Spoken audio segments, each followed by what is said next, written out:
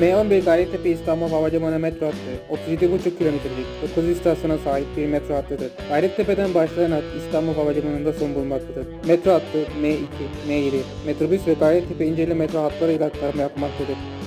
Gayrettepe istasyonunda 4 ray 4 platform bulunmaktadır. Kenarlardaki raylar M11 hattı, ortadaki raylar ise Gayrettepe İncirli hattı içindir. Metrobüs ve M2 hatlarına alt geçitlerle aktarma imkanı vermektedir. Gayrettepe bu hattaki hem en derin hem de tek tünel tipi istasyondur.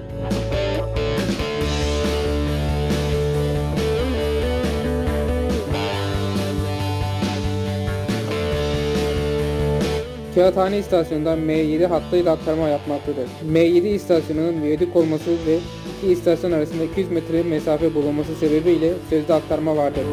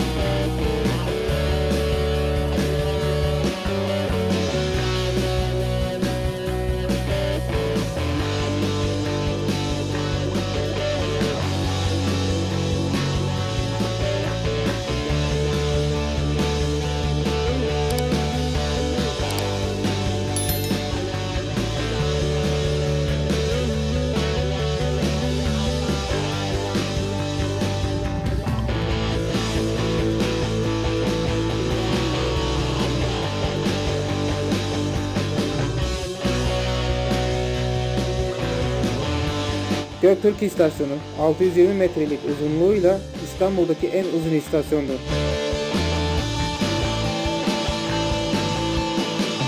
İstasyonlar arası en uzak mesafenin olduğu istasyonlar 10 kilometre ile Göktürk ve İhsaniye'dir.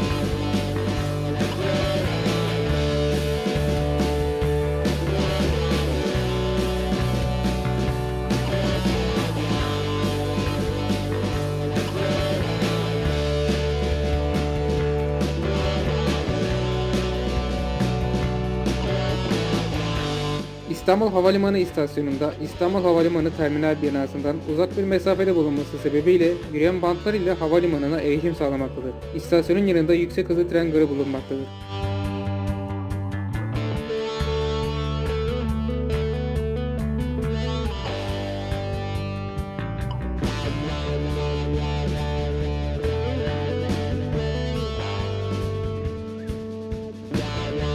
Kargo terminali istasyonundan sonra hat Halkalı'ya kadar uzatılmaktadır.